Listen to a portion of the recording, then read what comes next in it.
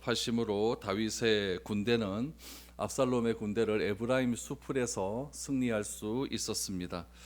그런데 다윗과 압살롬과의 전쟁과 관련된 그 기사가 딱 세 절로 마무리되고 있습니다. 어떻게 마무리가 됩니까? 우리가 오늘은 읽지는 않았지만은 6절에서 8절까지의 말씀에 보면은 딱 세 절로 마무리가 되죠. 만났다, 2만 명이 죽었다. 그래서 이제 전쟁은 끝났다. 이렇게 딱 세 절로 마무리가 됩니다. 이 전쟁에서 승리했다라는 것을 강조하려면은 어떻게 해서 승리했다라고 하는 전쟁의 과정이 자세하게 기록이 되어 있을 것입니다. 그러나 이 사무엘서의 저자는 그 다윗과 압살롬과의 전쟁에서 압살롬이 죽고 다윗이 이겼다, 여기에 별 관심이 없습니다. 무엇에 관심이 있냐면은 이 전쟁 이후에 다윗의 가문 또 압살롬이 어떻게 되었는가, 거기에 더 많은 관심이 있는 것이죠. 그래서 압살롬의 죽음을 굉장히 상세하게 기록하고 있고, 그 뒤에 다윗이 압살롬의 죽음을 어떻게 대하고 있는가를 굉장히 자세하게 기록하고 있다라는 이야기죠. 그래서 오늘 본문 말씀을 통해서 이 사무엘서 저자가 이 다윗 가문 가운데 또 압살롬의 죽음을 두고 다윗이 어떻게 행하는지 우리가 그 부분들을 살펴보면서 이 압살롬의 죽음이 우리에게 주는 의미가 무엇인지를 한번 여러분들과 살펴볼 수 있는 시간이 되었으면 좋겠습니다. 먼저 9절 말씀을 한번 보시죠. 압살롬이 다윗의 부하들과 마주치니라. 압살롬이 노새를 탔는데 그 노새가 큰 상수리나무 번성한 가지 아래로 지날 때에 압살롬의 머리가 그 상수리 나무에 걸림에 그가 공중과 그 땅 사이에 달리고 그가 탔던 노새는 그 아래로 빠져 나간지라라고 말합니다. 지금 압살롬이 도망을 가다가 숲에서 다윗의 부하들을 만나게 됩니다. 그렇다면 여러분, 그 만남이 우연일까요? 성경은 우연이 있다라는 것을 언급하고 있지는 않습니다. 또한 또 하나 볼 것은 무엇이냐면은 9절 말씀을 다시 한번 보시면은 압살롬이라고 하면, 압살롬은 단수로 되어 있죠. 압살롬 혼자입니다. 그리고 다윗의 부하들과라고 했죠. 이거는 복수로 되어 있죠. 다윗의 많은 부하들. 그럼 여기서 좀 이상한 점이 있어요. 아무리 지금 압살롬이 도망가는 상황이다 할지라도 압살롬은 지금 왕 아닙니까? 왕이라고 한다면은 그 왕을 호위하는 군사들과 항상 따라다녀야 된다는 것이 맞는 이야기겠죠. 왕이 도망을 간다 할지라도 호위병들이 왕이 도망가는 길을 터줘야 되는 것이고, 그 앞에 혹시라도 다윗의 군사들이 있지 않는가, 매복해 있지 않는가, 그런 것들을 확인하고 난 다음에 그렇게 왕 압살롬이 지나가는 것이 우리의 상식적인 일 아니겠습니까? 더군다나 압살롬의 군대가 꽤 많았어요. 다윗의 군대에게 죽은 압살롬의 군대의 수가 2만 명이라고 하지 않습니까? 그러면 압살롬의 군대는 더 많았다는 이야기죠. 2만 명 이상의 군대가 있었다고 한다면 압살롬의 호위병도 꽤 많이 있어야 그것이 정상이라는 이야기죠. 근데 오늘 본문 말씀에 보면 이 위급한 상황에 압살롬 주위에 아무도 없습니다. 아무도 없어요.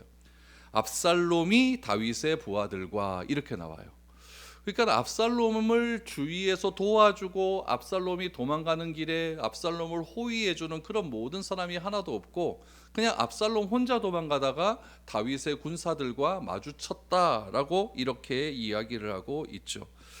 그러니까 이 본문에 나타난 상황이 우리가 생각하는 왕의 행사와는 너무나 좀 상식적이지 않는 그런 일들이 일어나고 있는 것이죠. 여러분, 이 압살롬이 다윗의 군사들과 만났다라고 하는 것이 여러분 우연이 아니라는 것을 우리는 기억을 해야 됩니다. 왜냐하면 지금 하나님께서 어떤 전쟁이 일어나고 그 전쟁에서 하나님의 택하시는 그 사람들이 승리할 그런 전쟁의 결과를 보면은 꼭 이런 결과가 나타나요.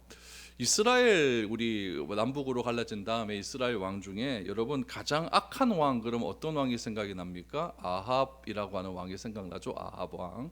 이 아합 왕의 아내는 이세벨이라고 하는 아주 악독한 여인이 있지 않습니까? 근데 아합 왕이 죽을 때 어떻게 죽었느냐, 여러분 한번 성경을 한번 보시기 바랍니다. 참 희한하게 죽습니다.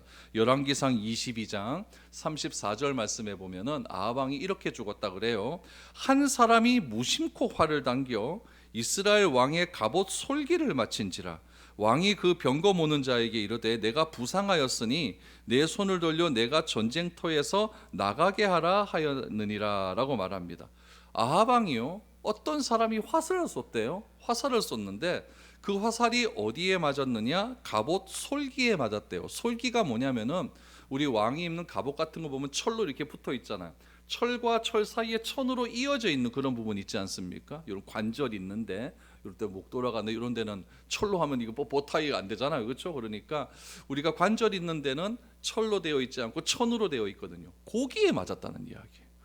참, 그것도 어떻게 했냐? 한 사람이 무심코 활을 쐈는데 막 쏘지 않습니까? 무심코 쐈는데 아하방이 거기 갑옷 솔기에 맞아서 결국에는 아하방이 죽게 되었다라고 말을 해요. 골리앗 한번 생각해 보죠. 다윗과 골리앗 싸움할 때 골리앗도 여러분 그 갑옷이 한 45kg쯤 돼요. 얼마나 단단한 갑옷을 입었습니까? 근데 하필이면 다윗이 던진 문맷돌이 어디에 맞습니까? 요 인중에 맞지 않습니까? 이거는 여러분 이것도 우연히 일어난 일이 아니다라는 이야기죠. 그러니까 우리가 어떻게 사느냐는 어떻게 죽느냐를 결정하는 것 같아요. 그래서 우리가 참 잘 살아야 우리가 참 잘 죽을 수도 있는 것이 아닌가 이런 생각이 되어집니다. 이런 과정 속에서 이 압살롬이 죽어가는 이 과정들, 또 아합이 죽어가는 과정들, 골리앗이 죽는 과정들, 이런 모든 과정들을 보면은 예수님을 믿는 믿음에 있어서 절대 우연은 없다라는 것을 알 수가 있죠. 예수님도 이런 우연이 없다라는 것을 이렇게 설명을 해주셨어요. 마태복음 10장 29절 말씀을 한번 보시죠. 참새 2마리가 한 아사리온에 팔리지 않느냐? 그러나 너희 아버지께서 허락하지 아니하시면 그 하나도 땅에 떨어지지 아니하리라 라고 말합니다. 참새가 땅에 떨어질 일이 있을까요? 없을까요? 하늘 날아다니는 참새가 땅에 떨어질 일이 뭐가 있겠습니까? 그런데 그 2마리 중에 한 마리가 땅에 떨어진대요. 그 2마리가 중에 한 마리가, 그 한 마리가 땅에 떨어지는 것도 하나님이 허락하지 않으면 되지 않는다라고 말씀을 하고 있는 것이죠. 그러니까 여러분, 우리에게 여러 가지 일들이 일어나요. 여러 가지 일들이 일어나고 상황이 일어나고 또 우리가 선택할 일들이 일어나게 되는데, 그런 여러 가지 일들이 우연하게 일어나지는 않는다라는 것을 우리는 알게 되는 것이죠. 이런 일들을 우리는 또 요셉의 일을 통해서 알 수도 있어요. 요셉이 자기가 형들에 의해서 팔리지 않습니까? 그 팔려나간 일을 요셉은 어떻게 해석하는지 한번 보시기 바랍니다. 창세기 45장 7절 8절 말씀입니다. 창세기 45장 7절 8절에 보니까 하나님이 큰 구원으로 당신들의 생명을 보존하고 당신들의 후손을 세상에 두시려고 나를 당신들보다 먼저 보내셨나니, 그런즉 나를 이리로 보내신 이는 당신들이 아니요 하나님이시라. 하나님이 나를 바로에게 아버지로 삼으시고 그 온 집의 주로 삼으시며 애굽 온 땅의 통치자로 삼으셨나이다 라고 이야기를 합니다. 형들과의 만남에서 이렇게 이야기를 하는 거예요. 형들이 요셉을 인신매매시키지 않았습니까? 인신매매시켜서 장사꾼에 팔려서 애굽으로 오게 되었다고 한다면 요셉은 이거는 그냥 분한 마음, 복수의 마음이 너무나 많은 거죠. 팔려와서 어디로 갑니까? 보디발의 집에 노예로 들어갔다. 아버지 집에서 그렇게 좋은 옷 입고 그렇게 귀하게 대접받던 요셉이라는 인물이 한순간에 형들에 의해서, 친족 형들에 의해서 한 먼 나라에 노예로 팔려 나갔다. 이거는 여러분 비극적인 일이죠. 두고 보자, 내가 이놈의 형들을 어떻게 해야 되나, 복수의 칼을 갖는 것이 맞는 것 아니겠습니까? 근데 수십 년이 지난 다음에 요셉은 총리가 되고 형들은 애굽에 와서 먹을 것을 구걸하러 와가 뭐 어떻게 합니까? 그들 다 만나지 않습니까? 만났을 때 형들은 이제 죽었구나라고 했을 때 요셉이 하는 말이 무엇입니까? 나를 이 애굽 땅에 보낸 것은 당신들이 아니라고 이야기합니다. 하나님이 나를 당신들보다 먼저 이리로 보내신 이유는 무엇이냐면은 온 나라의 주인으로 삼아서 당신들을 구원하기 위함이다. 이렇게 이야기를 하고 있습니다.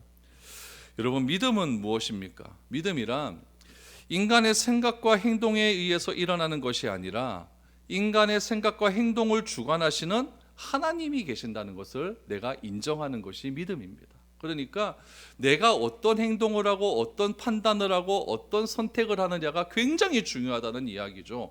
내가 육신에 의해서, 육신에 끌려서 그렇게 선택을 한다고 한다면 그것은 하나님의 구원의 놀라운 사역과는 반대로 가는 일이라는 이야기죠. 그래서 항상 우리가 주목해야 될 것은 하나님을 알아가는 이유도 무엇이고 우리가 성경을 읽어야 되는 이유가 무엇이냐면 분명한 가치 판단의 기준이 하나님이어야 되고 성경이어야 되기 때문에 우리가 늘 하나님을 가까이 하고 성경 말씀을 가까이 해야 되는 이유가 바로 거기에 있다라는 이야기죠. 우리 주변에 얼마나 다양한 일들이 일어나고 있습니까? 그러나 믿음을 가지고 살아가는 사람과 그렇지 않은 사람의 차이는 분명히 있다는 이야기죠. 믿음을 가지고 살아가는 사람은 비록 내가 어떤 잘못된 일이 있고 내 환경 가운데 어려움이 있다 할지라도 그 어려움이 하나님의 섭리 가운데서 일어난다는 사실을 내가 믿는다고 한다면 이 어려움을 극복하게 하실 분도 누구다? 하나님이라는 사실을 믿는 거죠. 이 어려운 시험을 이기게 하시는 분도 하나님이시고, 혹시라도 이 어려움이 환경이 해결되지 않는다 할지라도 나와 하나님과의 관계 속에서 나를 더욱더 평탄한 마음으로 나를 하나님과 더 가까운 관계로 만드실 분이 하나님이라는 것을 인정하게 된다는 이야기입니다. 그래서 하나님의 거대한 구원 계획 가운데 나의 모든 것들이 구원을 이루어가는 과정으로 고백하고 믿어야 하는 것이 그런 의미에서 굉장히 중요하다는 이야기죠. 그래야 여러분 우리 삶 가운데 고민이 없어지고 갈등이 없어지고 의심이 없어집니다. 얼마나 많은 고민하고 갈등하는 이유가 무엇입니까? 하나님에 대한 신뢰가 없기 때문에 그렇다라는 이야기죠.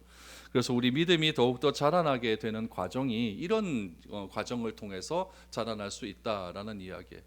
이스라엘의 그 유대인들 속담 가운데, 속담 말고 격언이죠. 탈무드 격언 가운데 이런 이야기가 있어요.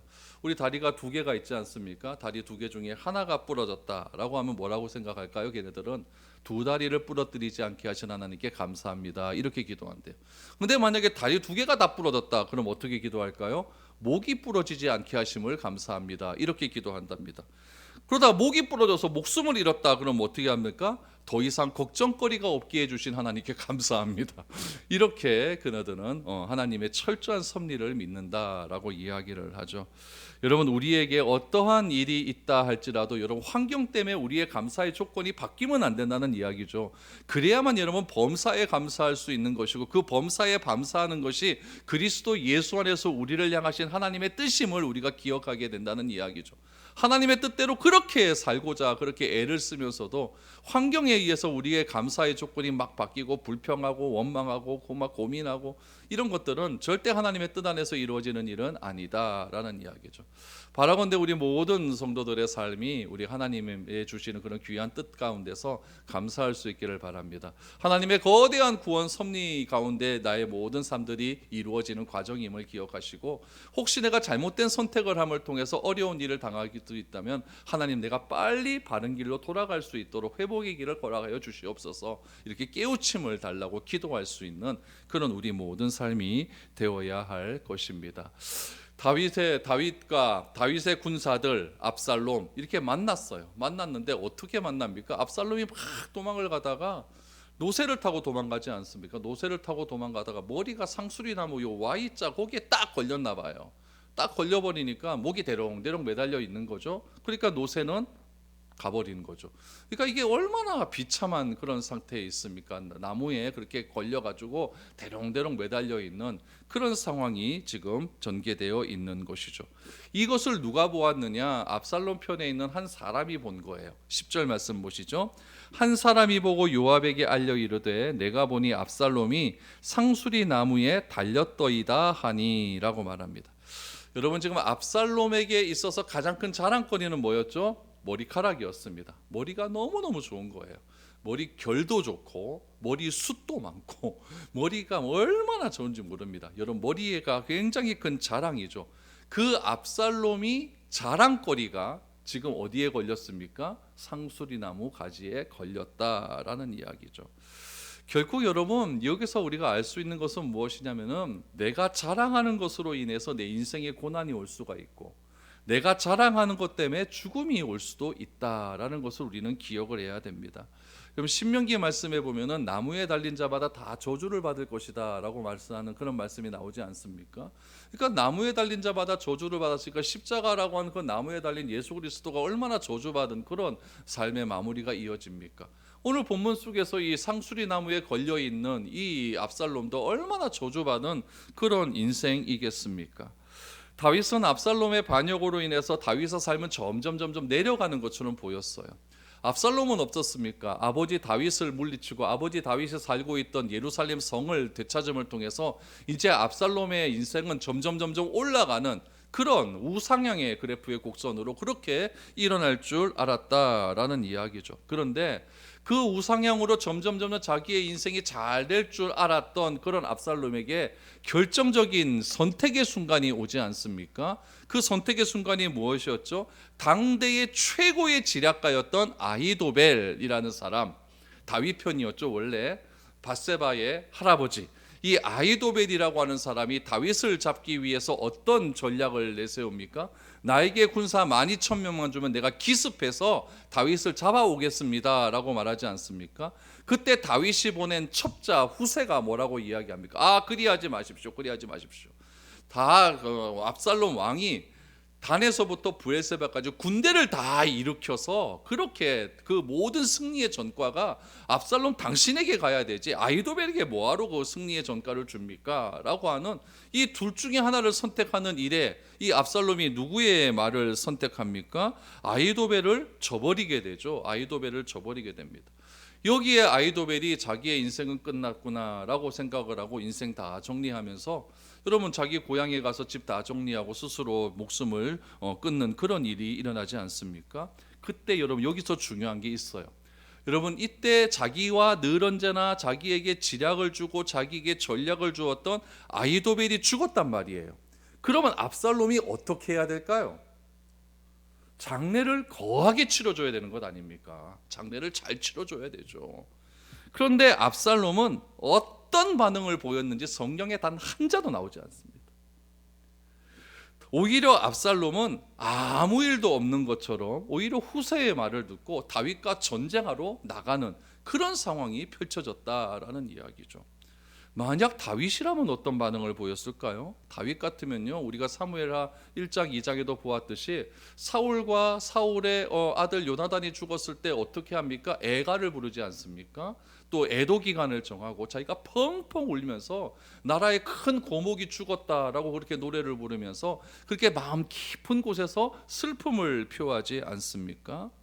그러나 압살롬은 자기에게 가장 중요한 사람이 죽었음에도 불구하고 반응을 보이지 않습니다.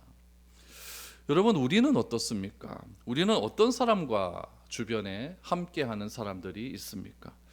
최측근의 죽음에도 아무런 반응을 보이지 않는 그런 인생이 되어야 되겠습니까? 아니면 내 주변에 어렵고 힘든 상황이 있다라고 한다면 그 사람을 위해 애도 기간을 선포하고 조가를 불러 슬퍼하는 사람과 함께하고 싶습니까? 결국 압살롬의 주변에 사람이 없었던 이유는 바로 여기에 있는 것이죠. 자기 주변에 자기를 도와주는 수많은 사람들의 기쁨과 어려움과 고난의 그런 모습을 아무도 그 압살롬은 상관을 하지 않았다라는 이야기죠. 왜 내 주변에 사람이 없을까요? 왜 내 주변에는 직장에서 학교에서 친구 사이에 자꾸 돌림을 당하는 그런 일들이 일어날까요? 여러분, 이것은 내가 어떻게 행동했는가가 굉장히 중요한 일이겠죠. 왜 그리스도인의 주변에 사람이 없을까요? 내 신앙이 좋아서 없는지, 내 신앙의 이름으로 내가 너무 폐쇄적이고 다른 사람을 정죄하기 때문에 사람이 없는지 여러분 잘 생각을 해 보아야 됩니다. 압살롬은 굉장히 잘생겼습니다. 잘생기고 머리카락도 좋고 성경에 보니까 눈이 굉장히 무리부리하다고 그러죠. 또 키가 굉장히 컸다고 이야기합니다. 그 당시에 남자로서 잘생긴 외모의 조건을 다 가지고 있는 그런 사람이었어요. 그러다 보니까 압살롬은 머리카락 관리하는데 굉장히 많은 시간을 허비했을 것입니다. 여러분, 여성분들도 머리 길면은 여러분 요즘은 드라이기라도 있죠, 그렇죠? 그때 머리 한번 감고 나면 뭘로 말리겠습니까? 얼마나 많은 시간이 걸리겠습니까? 또 창포로가 막 닦아야 되고 기름으로 다듬어야 되고 그래야 자기의 자랑거리인 이 머리카락이 더 아름다워질 수 있을 것 아니겠습니까? 자기의 자랑거리인 머리카락을 다듬는 데는 많은 시간을 할애해야 했지만 최측근의 이 안타까운 죽음 앞에 그 시간을 압살롬은 보내지 않았다는 이야기죠. 최측근의 죽음에는 시간을 단 1분도 보내지 않았던 이야기입니다. 자신의 자랑을 뽐내는 시간 중에 얼마를 향해서 우리가 이웃을 향해 시간을 여러분 함께 보내야 할 필요성이 여기에 있는 것이죠. 교회도 마찬가지입니다. 우리가 교회를 섬기고 교회를 위하고 교회를 자랑하는 데 시간을 할애하고 여러분 그건 너무너무 좋은 거죠. 그러나 우리가 너무 교회만 이래서는 안 된다는 이야기죠. 교회를 위한 우리가 시간을 어느 정도 보냈다고 한다면 우리 주변의 이웃을 향한 시간도 우리가 보내야 한다는 이야기죠. 교회는 그리스도의 몸이라고 하지 않습니까? 그래서 우리가 서로 사랑하고 섬기며 배려하는 그런 아름다운 모임이 바로 교회 아니겠습니까? 그런데 잘 들으셔야 됩니다. 오해하지 말고 잘 들으세요. 교회가 교회 주의가 되면 안 된다는 얘기예요. 교회가 교회 주의가 되면 어떻게 되느냐? 교회가 우상이 되어버립니다. 교회 외의 모든 것들을 적으로 돌려버려요. 그래서 무시하게 되면 굉장히 심각한 상황이 발생하게 되는 거죠. 여러분 성경은 교회와 세상과의 관계를 항상 두 가지의 관계로 이렇게 정리를 하고 있습니다. 하나는 세상은 어떤 곳이냐? 우리가 품어주어야 될 곳이에요. 세상. 그래서 하나님께서 세상을 이처럼 사랑하사라고 하셨지 하나님께서 선택한 자만 사랑하셨다 이렇게 말하지 않았어요. 하나님이 세상을 이처럼 사랑하사 독생자를 우리에게 주셨다라고 하는 것은 하나님의 구원의 모든 대상은 세상도 포함되어 있다는 이야기죠. 또 하나는 무엇입니까? 세상을 대적하라라고 말을 합니다. 그래서 세상은 악한 영들이 지배하는 곳이기 때문에 그 악한 영들과 늘 언제 싸움과 영적인 전쟁이 있고 사탄은 우는 사자와 같이 우리를 삼킬 것을 늘 언제나 우리 주변에서 배회하기 때문에 세상을 항상 경계할 것을 말하고 있습니다. 오늘 교회의 주의가 된다라고 하는 것은 무엇이냐면 세상을 대적하는 거예요. 너네들은 악하다, 너네들은 잘못되었다 이렇게 판단하여서 굉장히 세상을 무시하고 정죄하게 되면 여러분 교회는 세상 가운데 있지 않습니까? 세상 가운데 있는 교회가 여러분 지하에 혼자 있는 섬밖에 되지 않는 거예요. 그래서 교회는 항상 이웃사랑을 실천할 수 있는 그런 아름다운 모임이 되어야 된다라는 이야기죠. 왜 그러느냐? 세상은요 자꾸 모으려고 합니다. 더 많아지려고 합니다. 왜 그렇죠? 모으면 힘이 생기기 때문에 그렇습니다. 더 많이 모으면 힘이 생기죠. 이제 좀 있으면 이제 투표할 건데 투표 당선자가 어떻게 나옵니까? 나에게 더 많은 표가 오면 힘이 생기는 것 아니겠습니까? 그러니까 세상의 가치는 뭐냐? 많아지면 됩니다. 많아지면 되는 거예요. 그러나 성경의 가치는 무엇이라고 얘기하지 않습니까? 무엇이라고 얘기하냐면은 흩어지라고 얘기합니다. 흩어지라고. 오병이어의 기적 이후에 예수님께 사람들이 모이지 않습니까? 모이는 걸 아시고 예수님은 사람을 흩으십니다. 흩으시고 예수님은 산에 가서 기도하지 않습니까? 그러니까 예수님께서는 자꾸 흩으라고 하는데 제자들은 자꾸 모으려고 합니다. 여기서 갈등이 생기는 것 아니겠습니까? 그래서 우리 교회의 가치도 무엇이냐? 자꾸 모으려고 하는 데 있는 것이 아니라 여러분 모았으면 흩어져야 됩니다. 자꾸 교회에서만 살면 안 되는 거예요. 흩어져서 세상 속에서 우리가 어떻게 그리스도인으로 살아가는가 그것이 굉장히 중요하다라는 이야기죠. 오늘 압살롬은 어떻습니까? 온전히 자기에만 관심이 있는 거죠. 머리카락 다듬는 데 관심이 있고 피부관을 나는 데 관심이 있고 머리카락 어떻게 잘라야 요즘 유행에 벗어나지 않을까 이런 것에 관심을 두다 보니까 정작 자기 주변의 측근의 사람들에게 관심을 두는 일에 너무나 소홀함이 생기게 되었다라는 이야기죠. 그러니까 이렇게 위급한 순간에 자기가 도망갈 수 있는 순간에 자기가 나라의 최고의 지도자임에도 불구하고 아무도 그 주변에 없이 그냥 상수리 나무에 걸렸는데 그거 사람만 주변에 있었으면 건져낼 수 있는 문제 아니겠습니까? 그것조차도 건져낼 수 없는 그런 상황에 처해 있었다라는 이야기죠. 우리 그리스도인들이 세상을 향하여 어떤 태도를 가져야 되는가 오늘 이 본문에서 잘 알 수가 있는 것이죠. 그래서 어떤 사람이 요압에게 가서 압살롬이 지금 걸려 있습니다 라고 이야기를 하죠. 그랬더니 요압이 무엇이라고 이야기할까요? 11절 말씀 보시죠. 요압이 그 알린 사람에게 이르되 내가 보고 어찌하여 당장에 쳐서 땅에 떨어뜨리지 아니하였느냐? 내가 내게 을 10개와 띠 하나를 주었으리라 하는지라. 그 사람이 요압에게 대답하되 내가 내 손에 은 1000개를 받는다 할지라도 나는 왕의 아들에게 손을 대지 아니하겠나이다. 우리가 들었거니와 왕이 당신과 아비새와 이때에게 명령하여 이르시기를 삼가 누구든지 젊은 압살롬을 해하지 말라 하셨나이다 라고 말합니다. 요압에게 압살롬이 달려있다라고 말한 사람이 누굽니까? 또 이름이 안 나옵니다. 또 이름이 안 나와요. 지금 계속 사무엘서에서 하나님의 사람 다윗과 어떤 결정적인 역할을 하는 사람들의 이름이 하나도 나오지 않습니다. 무명의 사람이 나와요. 이 이름이 밝혀지지 않는 지혜로운 군사가 나타나게 되는데 이 사람의 지혜로움은 어디에서 발견할 수가 있느냐? 자기는 누구의 명령을 따라야 할지를 분명히 알고 있는 데서 지금 나오고 있는 것입니다. 여러분, 전쟁 중일 때는요, 직속상관의 명령을 따라야 돼요. 직속상관의 명령을 따르지 않으면 전쟁 중에는 당장 총으로 쏴 죽여도 아무런 문제가 되지 않거든요. 지금 이거 전쟁 중 아닙니까? 이 이름을 알려지지 않는 이 군인의 직속상관이 누굽니까? 요압이에요. 그러니까 요압이 얘기하는 거죠. 왜 너는 그 압살롬을 당장에 땅에 떨어뜨리지 않았냐? 무슨 말일까요? 왜 죽이지 않았느냐? 이렇게 이야기를 하는 것이죠. 만약 네가 압살롬을 죽였다고 한다면 은 10개와 띠를 준다라고 하는 건데, 띠가 요즘 말로 하면 훈장입니다. 훈장을 줄 텐데 왜 너는 그렇게 하지 않았느냐라고 말합니다. 그랬더니 이 이름이 알려지지 않는 군인이 뭐라고 얘기하느냐? 당신이 나에게 압살롬을 죽여서 은 1000개를 주었다 할지라도 나는 그렇게 못하겠습니다라고 말합니다. 여러분, 대단합니다. 대단한 거예요. 지금 요압, 아비새 이때는 지금 다윗이 군대 4000명을 지금 3패로 나눈 거 아닙니까? 그러니까 대대장, 연대장급이에요. 무궁화 3개. 근데 군사 이 사람은 이름도 없으니까 짝대기 1개예요. 짝대기 1개. 짝대기 1개가 여러분 무궁화 3개 앞에 딱 가서 내가 당신 말 못 듣겠습니다. 어떻게 이런 말 합니까? 대응도 못하는 거거든요. 그렇게 하지 못하게. 그럼 왜 그렇게 하지 못하겠느냐? 근거가 무엇입니까? 다윗이 분명하게 말하지 않았습니까? 요압 당신과 아비새와 이때에게 군대 3개를 패로 나누어서 각각 그 군대를 나누어 줄 때 뭐라고 이야기했습니까? 내 아들 젊은 압살롬을 너그럽게 대해달라라고 말하지 않았습니까? 그러니까 이 군인은 무엇을 하는 거예요? 자신이 누구의 명령을 따라야 할지를 분명히 알고 있었다라고 하는 사실이죠.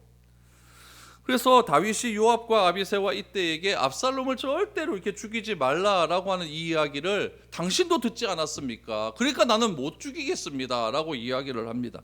그랬더니 13절 말씀을 보시죠. 아무 일도 왕 앞에는 숨길 수 없나니 내가 만일 거역하여 그의 생명을 해하였더라면 당신도 나를 대적하였으리이다 하니, 여러분 13절이요 요압의 포악한 성격을 다 드러내는 그런 겁니다. 보세요. 아무 일도 왕 앞에는 숨길 것이 없다라는 것은 왕은 다 안다는 이야기예요. 왕이 지금 압살롬을 살려달라고 하지 않았습니까? 그러면은 내가 만약에 압살롬을 죽였다라고 한다면 어떻게 돼요? 그것도 왕이 다 알게 된다는 이야기죠. 그러면 왕의 명령을 거역했으니까, 나는 압살롬을 죽인 것으로 왕의 명령을 거역했으니까 왕이 나를 죽일 것 아닙니까? 그런데 요 13절 하반절에 보니까 내가 만일 거역하여, 다윗 말을 거역하여 그를 죽였다고 한다면, 그의 생명을 해하였다고 한다면 당신도 나를 대적하였습니다. 당신도 나를 보호해 주지 않을 것을 나는 알고 있다는 이야기예요. 여러분, 지도자가 이래서 되겠습니까? 회사에서 보면 이런 일들 얼마나 많이 일어납니까? 책임져야 할 자리에 있는 사람이 책임을 안 지고 다 부하들 탓하는 거죠. 요걸 보면 이거죠. 만약에 이 사람이 압살롬을 죽였어요. 그러면은 이 압살롬을, 그래서 다윗이 화가 나고 내 저자를 당장 쳐 죽이리라 하면은 누가 보호해 줘야 되는 거예요? 요압이 보호해 줘야 되죠. 뭐 어떻게 보호해 줍니까? 비록 죽였다 할지라도 그래도 이 왕이, 이 사람이 최선을 다해 전쟁을 하다 그런 것 아닙니까? 왕이시여 이 군인을 살려주십시오라고 요압이 말을 해줘야 되는데, 이 군인은 요압이 그렇게 하지 않을 것이라는 것을 다 알고 있었다는 이야기죠. 그러니까 누구만 모르는 겁니까? 나만 모르는 거예요. 직장 상사만 모르는 거죠. 밑에 사람은 직장 상사가 어떤지 다 알고 있어요. 저 사람이 일부러 그러는지 그냥 진실로 우리를 대하는지 가짜로 대하는지 다 알고 있는데 자기만 모르는 거예요. 지금 이 사람이 이렇게 이야기하고 있는 것이죠. 그래서 요압의 말 속에는 진심이 없다는 것을 알고 있는 겁니다. 어떤 진심일까요? 네가 그 압살롬을 죽였다면 내가 너에게 은 10개와 훈장을 줬을 것이, 이거 진심 아니다라는 것을 알고 있는 것이죠. 그러니까 당신도 나를 보호해 주지 않을 건데 내가 뭐하러 죽입니까? 이렇게 이야기하는 것이죠. 여러분, 우리는 누구의 말을 따라야 될까요? 우리 사도행전 5장 29절 말씀을 한번 보실까요? 사도행전 5장 29절에 보면 이런 말씀이 나와 있습니다. 베드로와 사도들이 대답하여 이르되 사람보다 하나님께 순종하는 것이 마땅하니라 라고 말합니다. 이때 상황이 어떠냐면은 지금 막 성령의 능력이 나타난 거예요. 능력이 나타나고 베드로가 안전뱅이 막 일으키고 이래버리니까 난리가 난 거죠. 5,000명이 회개하고 막 3,000명이 회개하고 난리가 난 거예요. 여러분, 그때 당시에 종교 지도자들, 바리새인, 서기관들은요, 사람들이 자꾸 모이고 이래버리면은 위기의식을 느끼거든요. 정치하는 사람들은요. 그러니까 그들을 잡아오는 거죠. 잡아와갖고 네 한 번만 복음 전하면 내가 가만 안 두겠어. 이렇게 막 협박을 하는 거죠. 그때 베드로가 이렇게 이야기하는 겁니다. 사람보다 하나님께 순종하는 것이 마땅하다라고 이렇게 이야기하는 거죠. 우리가 신앙을 가졌다, 믿음 생활한다라는 것은 하나님 말이 더 우선된다라는 것을 내가 고백하는 행위입니다. 모든 상황 속에서 우리는 선택이라고 하는 문제에 직면하지 않습니까? 교회를 가야 될 것인가 말아야 될 것인가, 이것도 다 선택하는 그런 문제라는 이야기죠.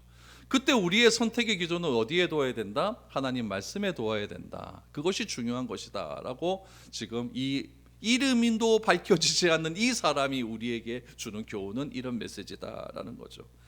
그때 요압이 이렇게 이야기하죠. 여러분 요압의 잔혹성을 보시기 바랍니다. 14절 이하입니다. 요압이 이르되 나는 너와 같이 지체할 수 없다 하고 손에 작은 창 셋을 가지고 가서 상수리 나무 가운데 서서 아직 살아있는 압살롬의 심장을 찌르니 요압의 무기를 든 청년 10명이 압살롬을 에워싸 쳐 죽이니.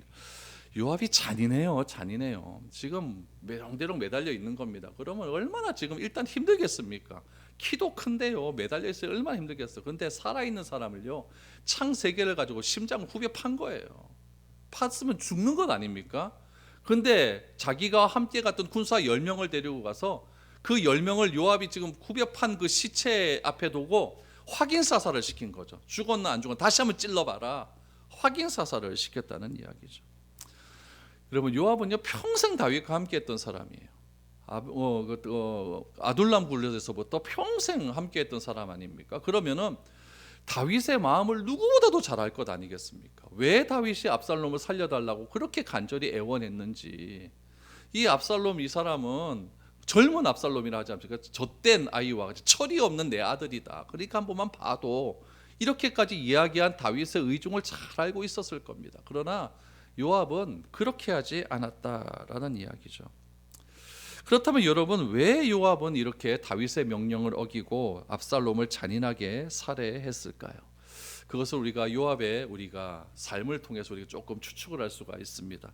압살롬이 자기 형 암논을 죽이지 않습니까? 암논을 죽여서 압살롬이 도망간 곳이 어디예요? 구술 땅 외할아버지 집으로 도망을 가게 되죠. 그런데 그 술에 있는 압살롬을 예루살렘으로 데리고 온 사람이 누굽니까? 요압이거든요. 왜 데리고 왔었을까요? 그거는 여러분 권력에 있는 거예요. 요압은 당시에 왕위 계승 서열 1위가 누구였냐면 다윗의 큰아들 암논이었거든요. 근데 그 암논이 누구의 손에 의해 죽습니까? 압살롬 때문에 죽잖아요. 그러니까 둘째 아들의 이름은 이제 나오지도 않고 셋째가 압살롬이거든요. 그러니까 차기 대권이 누구에게 가는 걸 알고 있습니까? 압살롬에게 가는 걸 알고 있죠. 근데 압살롬이 외갓집에 있으니까 이거 이러면 안 된다는 걸 알고 있는 거죠. 그래서 압살롬을 데리고 옵니다. 데리고 왔는데 데리고 오면 압살롬과 다윗이 어떻게 좀 만날 것 같은데 2년 동안 다윗이 만나주질 않잖아요. 그러니까 요압의 머리가 팍팍 돌아가기 시작하는 거죠. 압살롬 대권에서 탈락했구나. 그러니까 요압이 압살롬을 데리고 와놓고 다윗이 압살롬을 만나주지 않을 것 같으니까 요압이 압살롬을 완전히 차버리고 말았다는 이야기죠.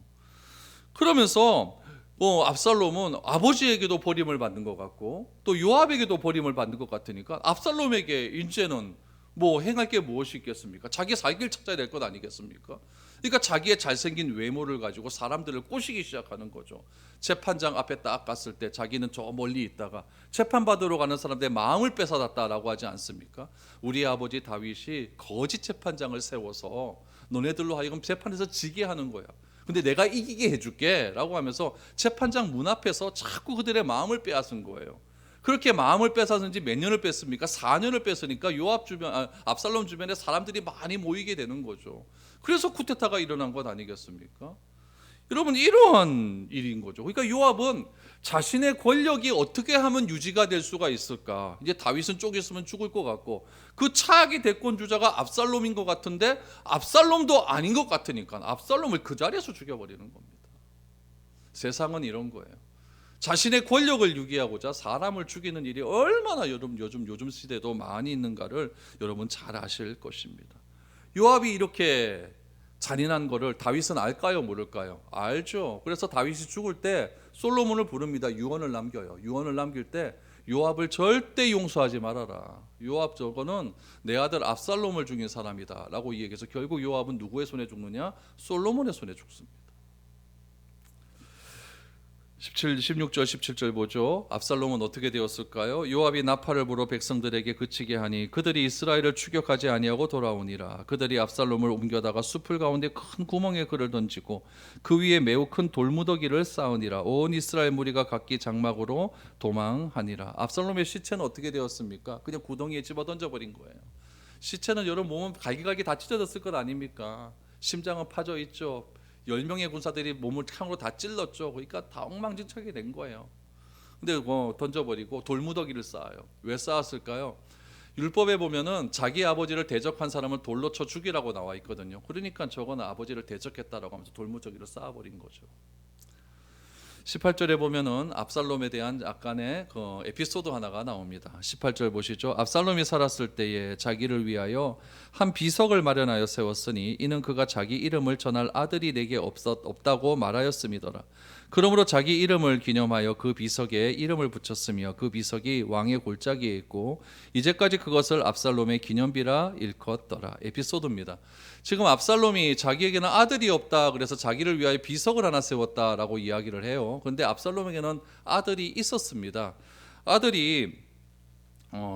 셋과 딸 하나가 있었거든요. 근데 아들의 이름이 세 명의 이름은 나오지 않아요. 근데 딸의 이름이 다말이에요. 기억나십니까? 다말이에요. 다말이 누굽니까? 자기 친동생 아닙니까?